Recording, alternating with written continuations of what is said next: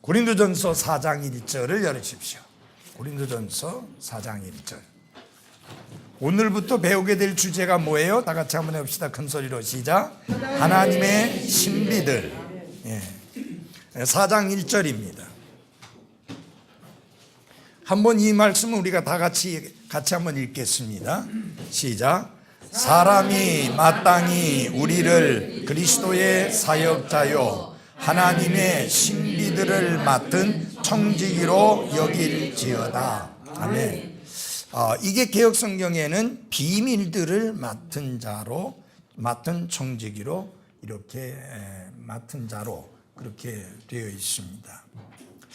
여러분, 비밀이라고 하는 것은 아직 밝혀지지 않았거나 알려지지 않은 실상이나 속내를 비밀이라고 하는데 영어로 secret이라고 합니다. 그래서 특별히 정부에 있어서는 1급 비밀, 2급 비밀, 3급 비밀 이렇게 해서 비밀의 급수가 있어가지고 아주 극소수의 사람만이 접근할 수 있고 알 수 있는 그런 비밀들이 있고 조금 더 넓혀서 조금 더 많은 사람이 알 수 있는 비밀이 있고 그렇지요. 그런데 여기서 말씀하고 있는 이것은 그런 비밀을 말하는 게 아니라 신비를 말합니다. 신비라는 것은 조금 거기 나와 있습니다만은 의도적으로 숨겨진 어떤 것이었는데 하나님께서 계시해 주지 않으면 전혀 알 수 없는 진리. 그런데 하나님께서 계시해 주심으로 알게 된 진리를 신비라. 그렇게 이야기합니다. 그래서 여러분, 하나님의 사역자들은 절대 비밀을 맡은 자가 아닙니다. 이런 식의 가르침은 천주교의 가르침입니다. 그래서 천주교의 사제만 특별하게 알 수 있고 그리고 이해할 수 있고 그렇기 때문에 그들만이 그것들을 가르칠 수 있도록 특별하게 책임을 맡은 그 비밀을 맡은 청직이라고 하는 이런 잘못된 주장을 하게 되는 겁니다. 그래서 비밀이 아니고 뭐다? 신비다라는 것을 정리를 할 필요가 있습니다. 자, 신비란 무엇인가? 신비 또는 신비들이란 표현은 신약 성경에서 27번 사용되었는데 의도적으로 숨겨진 어떤 것이라는 뜻의 그리스어 미스터리온에서 번역되었습니다. 아마 여러분들이 우리말이 아니지만 잘 쓰는 것 중에 하나가 미스터리라는 말을 많이 쓰잖아요. 바로 그 영어가 이 미스터리온에서 나오게 된 것입니다. 근데 이게 중요한 건 뭐냐면 핵심적으로 말하면 이겁니다. 하나님의 계시가 없으면 사람이 결코 알 수 없는 진리를 뭐라고 한다? 신비라 한다. 그러니까 여기서 중요한 것은 뭐냐면은 몇몇 사람에게나 특별한 사람에게만 알 수 있도록 하나님이 은밀하게 숨기신 것을 말하는 게 아니라 어느 누구도 알 수 없는데 하나님이 계시해 주심으로 말미암아 그가 누구이든지 간에 모든 사람이 알 수 있게 하시는 진리를 신비라 그렇게 이야기합니다. 그러므로 여러분, 이게 어떤 결론이 나오느냐? 제가 목사로서 저만 알 수 있는 그런 진리가 따로 없다.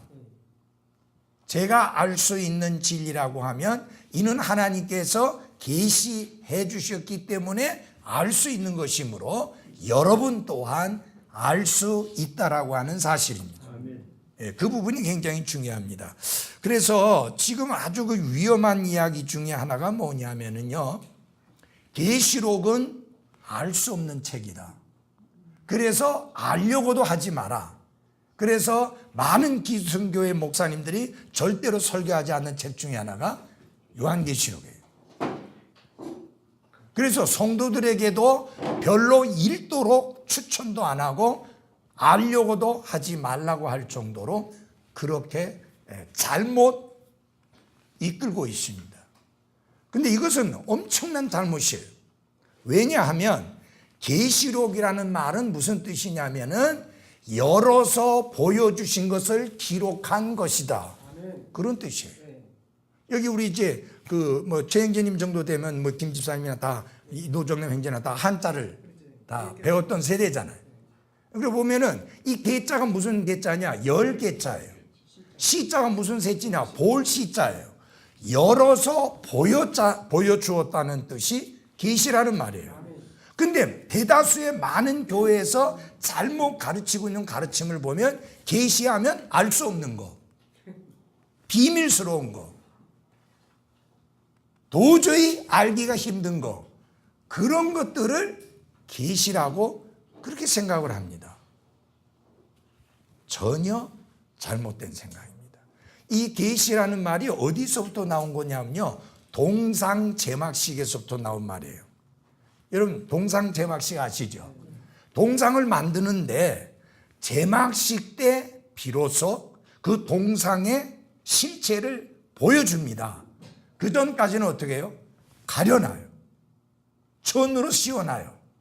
그래서 제막식을 할 때 하나, 둘, 셋 하는 순간에 끈을 확 잡아당기면 동상의 모습이 확 드러납니다.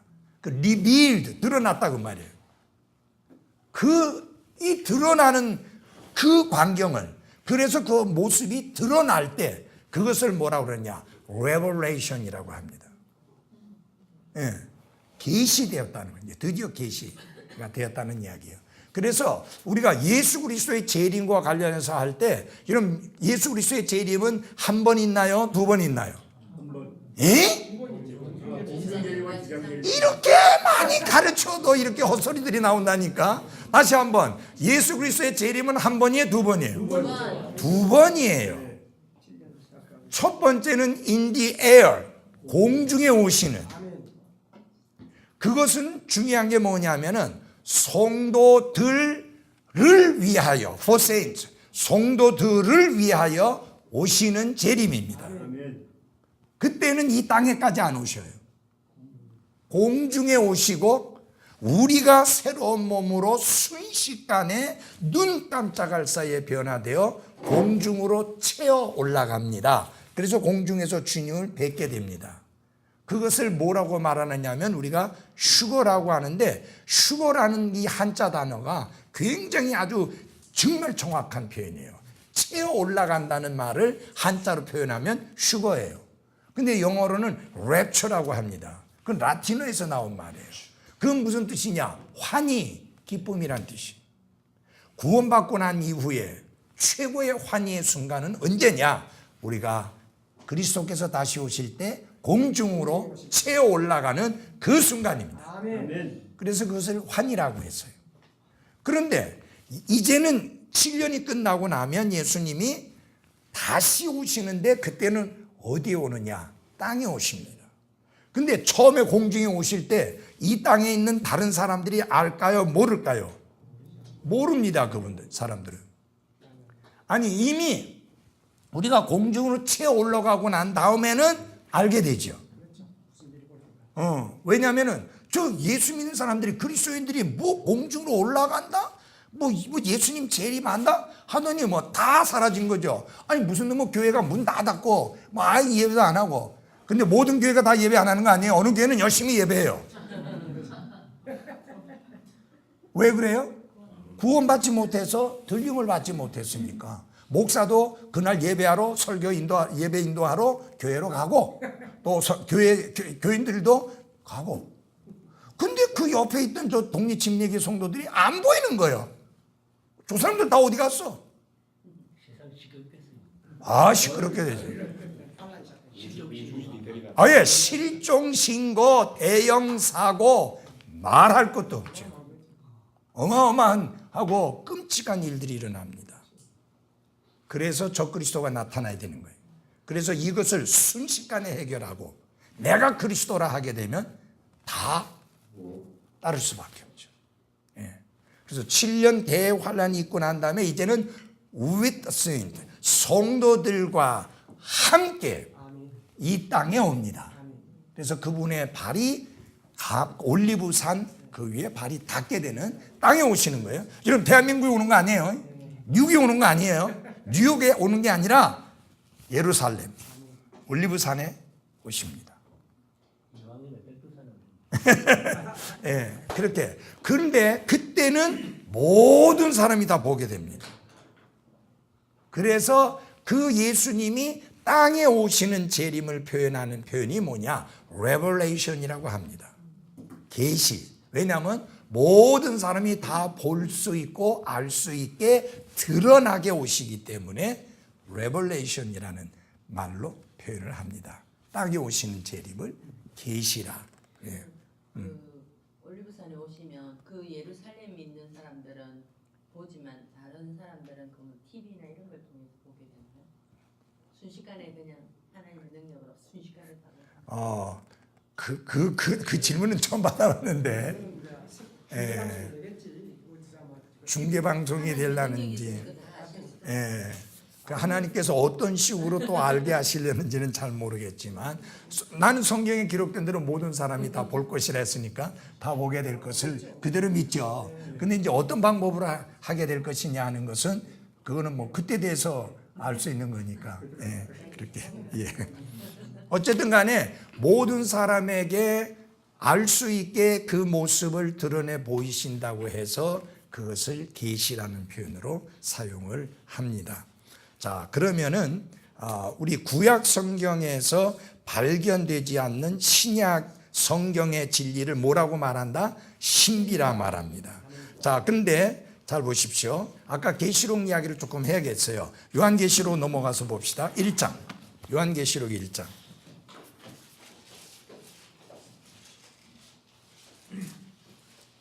1장 1절을 누가 큰 소리를 좀 읽어 주십시오. 예수 그리스도의 계시라. 이것은 하나님께서 반드시 곧 일어나야 할 것들을 자신의 종들에게 보여주시려고 그분께서 주신 그분께 주신 것이라. 그분께서 자신의 천사를 통해 자신의 종 요한에게 그것을 보내시고 표적으로 보여주시니. 네. 자, 여기서 보면은 우리가 흔히 요한계시록이라고 하잖아요. 근데 그것은 요한의 계시가 아니고 예수 그리스도의 계시입니다. 근데 그 예수 그리스도의 계시는 하나님께서 예수 그리스도께 주셨고 예수 그리스도께서 천사들을 통해서 요한에게 보여주신 것이 바로 이 계시록입니다. 그럼 이 계시록의 내용은 어떤 내용이냐? 세 가지 내용이 들어 있습니다. 이 요한계시록의 내용은 예수님께서 직접 설명해 주셨어요. 1장 19절. 다 같이 보겠습니다. 1장 19절.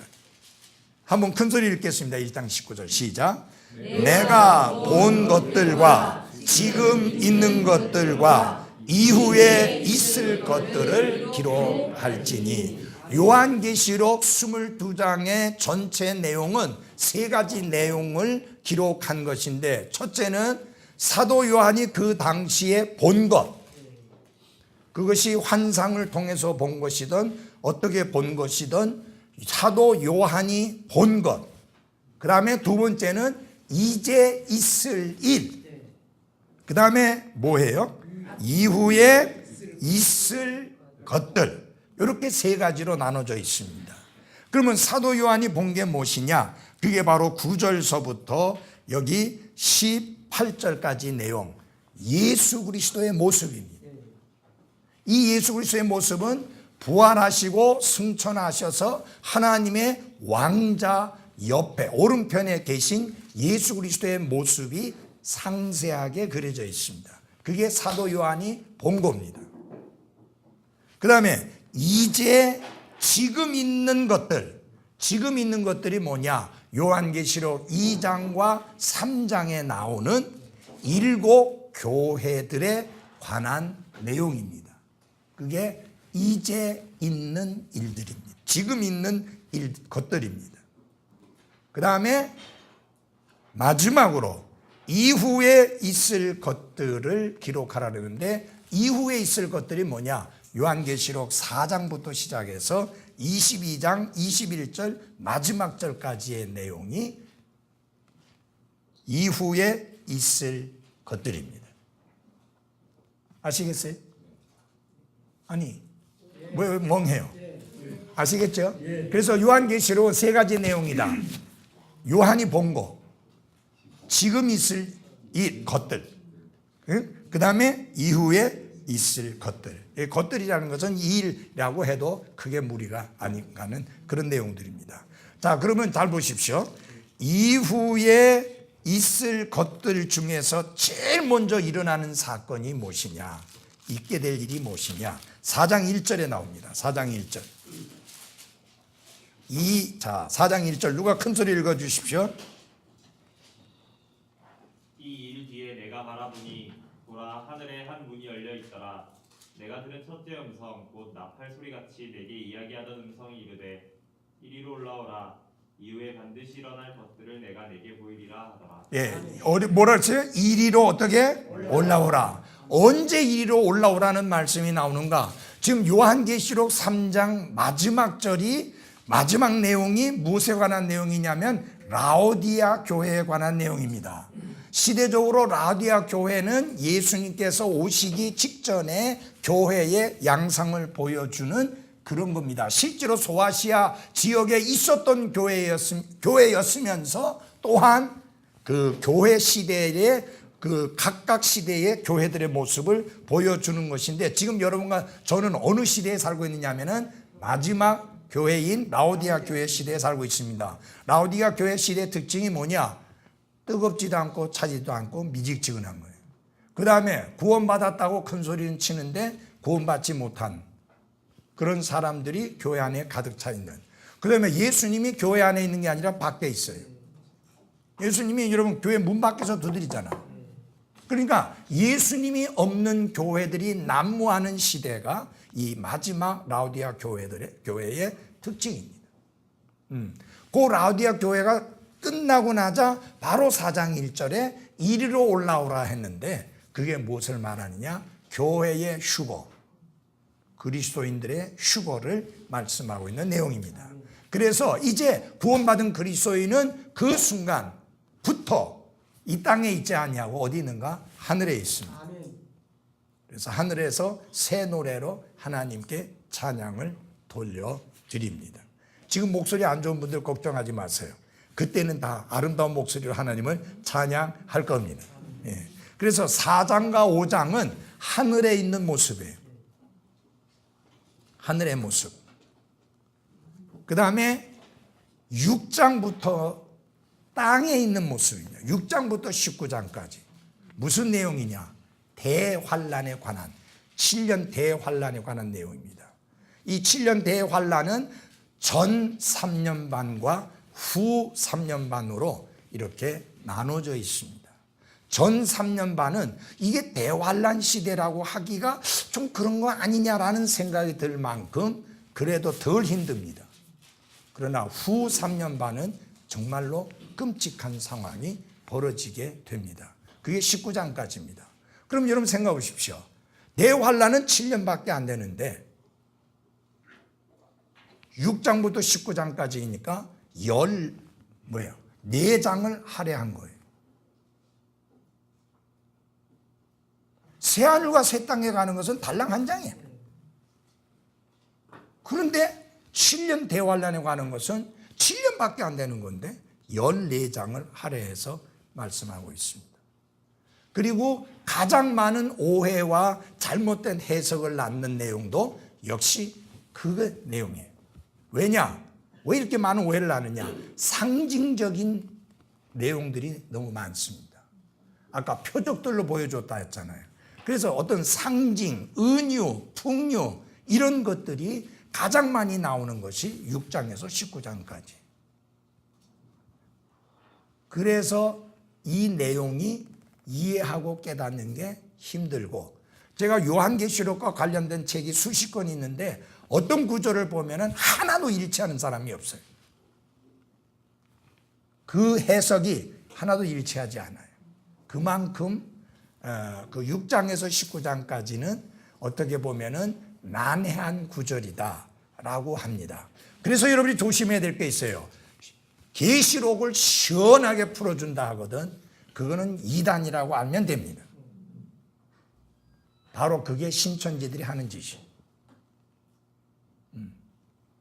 그래서 그 누구도 나는 계시록을 잘 알고 시원하게 풀어줄 수 있다고 말하면 그 사람에게는 문제가 있는 사람이라는 것을 아시면 거의 맞습니다. 왜냐하면 잘못되게 가르치는 사람이기 때문에. 자, 그렇게 아시고 그 다음에 20장부터 22장까지 내용이 천년 왕국과 그리고 새하늘과 새 땅에 관한 내용이 나오고 있습니다. 거기에서 이제 마지막으로 있는 게 뭐냐면은 크고 흰 왕자의 심판. 이거는 뭐냐면 구원받지 않은 자들만이 서서 심판을 받는 겁니다. 이것을 두 번째 부활이라고 합니다. 구원받지 못한 사람들이 부활합니다. 새 몸을 입고 부활합니다. 그 사람들도 새 몸을 입고 부활합니다. 왜냐하면 영원히 이를 갈며 고통을 당하려면은 이 몸 갖고는 안 되니까 새 몸을 입고 부활합니다. 그들도 부활합니다. 그래서 그걸 둘째 부활이라 하고, 둘째 부활에 참여하는 자에게는 화가 있고 첫째 부활에 참여하는 자에게는 복이 있도다. 그래서 첫째 부활도 딱 달랑 한 번만 있는 부활이 아닙니다. 예수 그리스도의 부활이 첫째 부활이에요. 첫 열매니까. 그죠? 우리가 부활하는 것이 첫 부활이에요. 그 다음에 7년 대환란이 끝나고 난 다음에 부활하는 또 믿는 자들의 부활이 있어요. 그것을 이삭 죽기 부활이라고 하는데 그 부활까지를 첫째 부활이라고 이야기합니다. 여러분, 이삭은 처음에 막 이 추수해갖고 확 걷어들이고 난 다음에 이삭이 떨어지잖아요. 그거 걷어야 될 거 아니에요. 휴거받지 못한 사람들이 7년 대환란 중에 구원받는 사람들이, 구원받는 사람 중에서 숨겨다가거나 하는 사람들이 이제 부활을 해야만 하니까 그 일이 이루어집니다. 자, 그래서 제가 말씀드리고자 하는 것은 뭐냐면은 요한계시록은 도저히 그 누구도 알 수 없는, 알려고도 해서는 안 되는 그런 책이 아니다. 오히려 하나님은 알려주시고 알게 하기 위해서 우리에게 주셨다라고 하는 겁니다. 아시겠어요? 예. 그래서 제가 사역을 그만두기 전에 요한계시록 설교를 하겠다고 공언을 했었는데 하여튼 어쨌든 하겠습니다. 예, 언젠가 하겠습니다. 그만두기 전에 하겠습니다. 그만두시고 가시면 됩니다. 자, 그만두면 나는 이 교회 목회자 아니니까 상관없어요. 그때는 이제 내가 부목사님 눈치 봐야 돼요. 예. 이제 그러니까 예를 들어서 설교 시켜주면 해야 되고 하고 안 시켜주면 못하는, 지금 이제 반대로 바뀌는 거예요. 예. 지금은 내가 부목사님 뭐 한 달에 한 번씩 설교해라, 뭐 이제 수요일에도 한 달에 한 번씩 해라 이렇게 하지만, 그때 가서는 이제 부목사님이 담임 목사 됐으니까 설교 시켜주면 고맙습니다 하고 이제 해야 되는 거예요. 자, 그 다음에 이 구약 성경에서 발견되지 않는 신약 성경의 진리라 했죠. 자, 그걸 조금만 보겠습니다. 로마서 16장을 열어주십시오. 로마서 16장 25절입니다.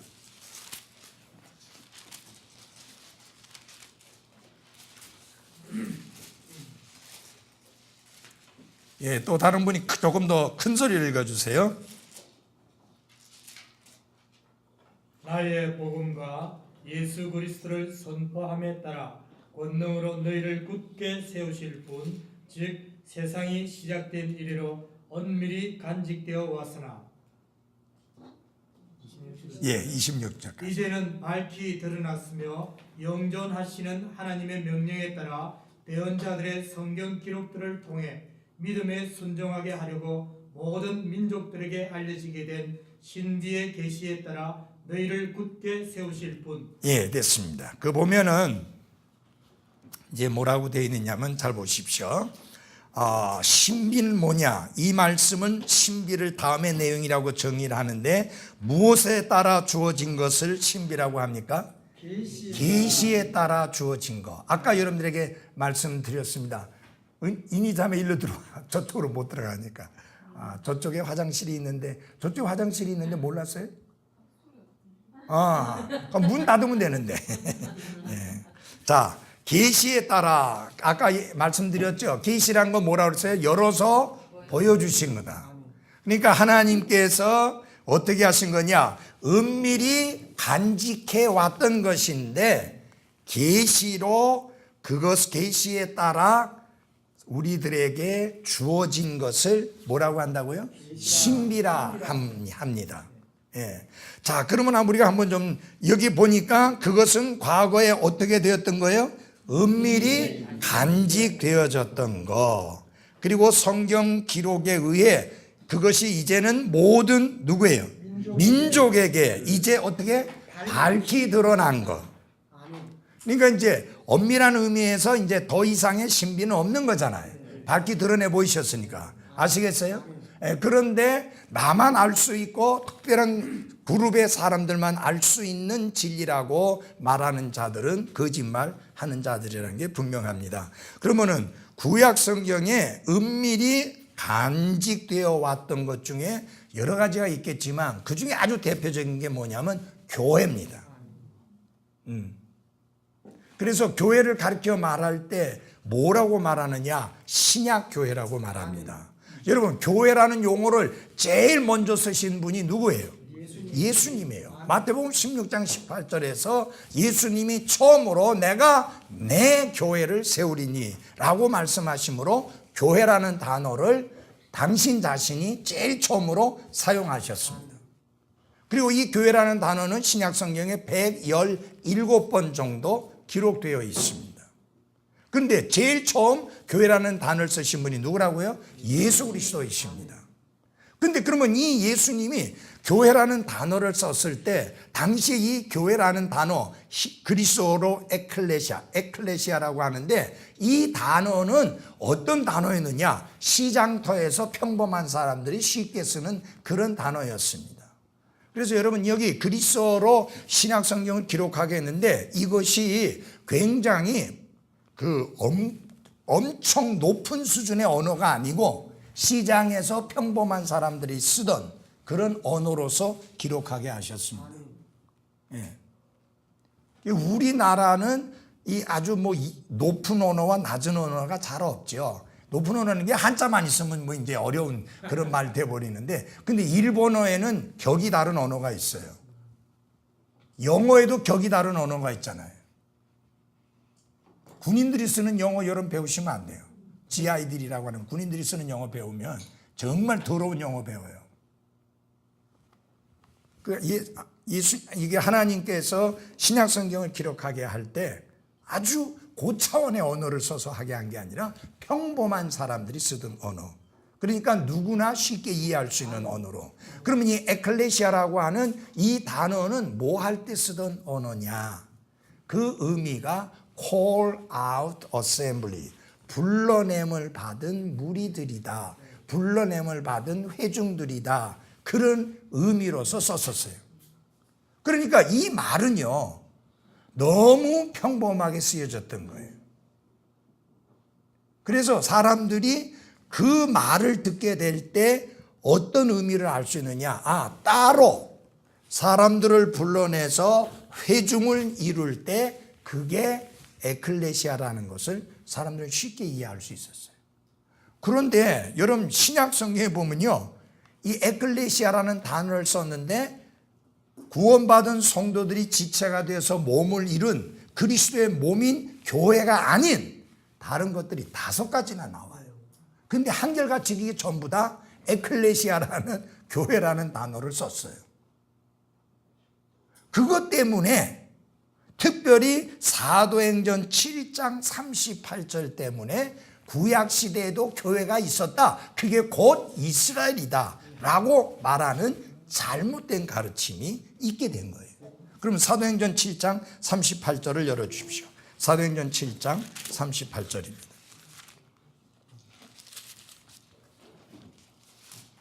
네, 누가 큰 소리로 좀 읽어주세요. 신의 산에서 자기에게 말하던 그 천사와 또 우리 조상들과 함께 광야에 있던 교회에 있으면서 살아있는 말씀들을 받아 우리에게 주던 자가 바로 이 사람이니라. 이 모세에 대해서 말씀하면서 그런 내용이 나와요. 그러니까 여기 보니까 뭐예요? 광야에 있던 뭐에? 교회. 그랬잖아요. 광야에 있던 교회라. 그러니까 이 말씀을 보면은 광야에, 이스라엘이 광야를 여행했을 때 교회가 있었다라고 그렇게 이해하기가 쉽습니다. 그런데 그러면 이것이 바로 신약 성경이 말씀하고 있는 그리스도의 몸인 구원받은 성도들의 그 지체들로 이루어진 그리스도의 몸인 그 교회를 말하느냐? 아니에요. 자, 여러분, 왜 이것을 교회라고 불렀습니까? 아까 여러분들이 말씀을 드렸죠. 불러냄을 받은 회중이다, 그렇게 말했죠. 그게 교회라는 말의 의미라 했잖아요. 자, 그러면 잘 보세요. 이스라엘이 이집트에서 종노릇을 하다가 하나님이 불러내셔서 따로 회중을 이룬 게 이스라엘이에요. 맞죠? 그러니까 그들을 교회라고 부르는 게 맞아요, 틀려요? 맞아요. 그게 아까 말씀드린 대로 일상에 쓰던 에클레시아라는 단어예요. 그냥 그걸 그대로 쓴 것뿐이에요. 그게 그리스도의 몸인 교회라는 말이 아니에요. 지난번에 우리 배웠잖아요. 디아코노스라고 해서 그게 전부 다 교회에서의 직분으로서의 집사가 아니라는 거 배웠죠? 하인 종이라는 의미라고 했잖아요. 그것을 교회에다가 활용해서 이제 그 집사라는 직분으로서 맡겨지게 된 것이죠. 같은 맥락에서 보셔야 합니다. 그 다음에 보면은 더 끔찍한 건 뭐냐면은 사도 바울을 때려 죽이겠다고 모인 군중들, 그들을 가르쳐서도 에클레시아, 교회라고 했습니다. 예, 한번 찾아보겠습니다. 사도행전 19장. 사도행전 19장 32절.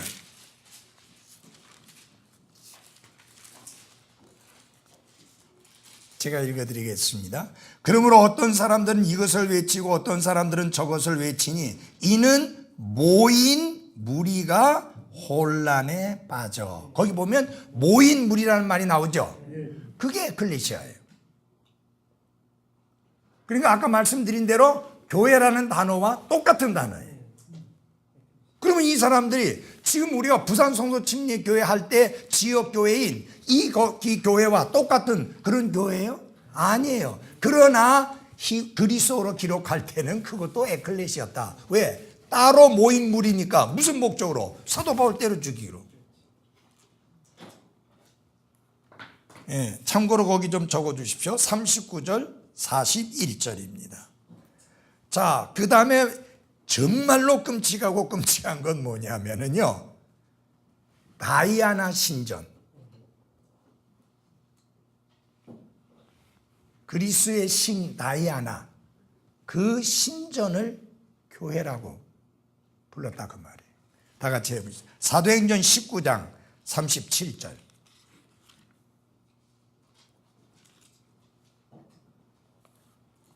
사도행전 19장 37절. 누가 좀 읽어주십시오. 큰 소리로. 교회 물건을 탈취하지도 아니하고 너희 여신을 모독하지도 아니한 이 사람들을 너희가 여기로 끌고 왔느니라. 예, 거기서 뭐라 했어요? 교회 물건이라 했죠. 네. 다이아나 신전을 교회라고 불렀어요, 여러분. 그러면 여기에 이 교회가 바로 우리 그리스도인들이 구원받은 성도들이 몸을 이루어서 함께 모여 경배드리고 함께 주님을 섬기는 그리스도의 몸인 예수님이 내가 내 교회를 세우리니 한 그 교회를 말하느냐? 아니에요. 그러나 부르기는 똑같이 에클레시아라고 불렀다. 이게 한글로는 똑같이 교회라고 되어 있잖아요. 맞아요? 예, 그래서 그렇게 되었고, 이제 또 보면은 뭐가 있냐면 다 같이 시편 22편 22절을 열어주십시오. 시편 22편 22절.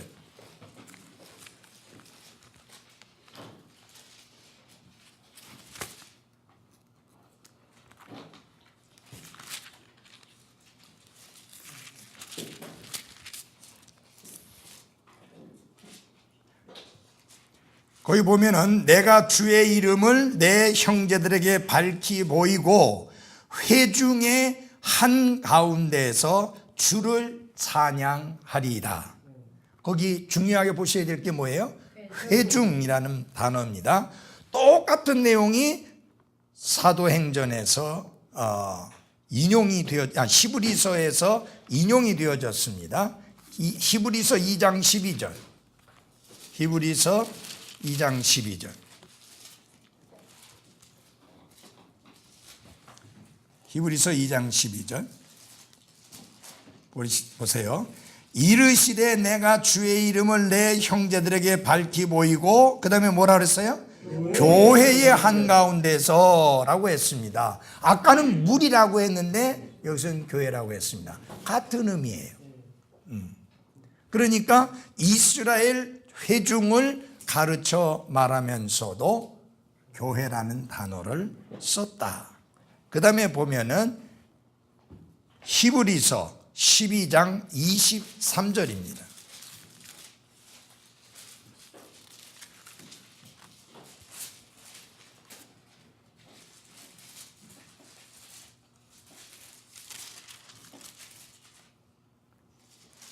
총회와 하늘에 기록된 처음 난 자들의 뭐예요? 교회와 이렇게 말씀을 했습니다. 처음 난 자들의 교회라. 이것은 장차 우리가 하나로 함께 모이게 될 때에 장차 있게 될 그 교회의 모습입니다.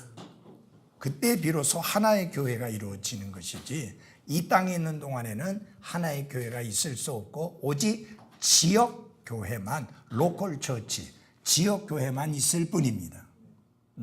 그래서 교회를 하나로 연합시키려는 운동은 사탄의 역사요, 하나님의 뜻이 아닙니다. 자, 그래서 제가 말씀드렸어요. 구약 성경에서 발견되지 않는 신약 성경의 진리, 그 중에 하나를, 교회를 예를 들어서 여러분들에게 자세하게 좀 설명을 드렸습니다. 이해가 되는가요? 네. 그래서 아까 읽은 로마서 16장 25절 26절에 보면 25절에 언급된 복음과 예수 그리스도는 26절에 대언자들이 신약 성경의 기록자들인 것을 보여줍니다. 왜냐하면 신약 성경의 기록자들은 사도들과 대언자들이라고 불린 것을 우리가 거기 성경 구절에서 볼 수가 있습니다. 자, 전에도 말씀드렸지만 한 번 더 말씀드립니다. 사도들은 제비 뽑아 세우는 게 아닙니다. 그래서 그 사도행전 1장에 보면은 사도가 12명이었는데 가룟 유다가 죽고 한 명이 골이 생기니까 그 한 명을 메꾸기 위해서 선거를 하죠. 제비 뽑기를 해서 뽑잖아요. 그것은 절대 하나님의 뜻이 아닙니다. 왜냐하면 사도는 제비 뽑기 위해서 뽑는 게 아니에요.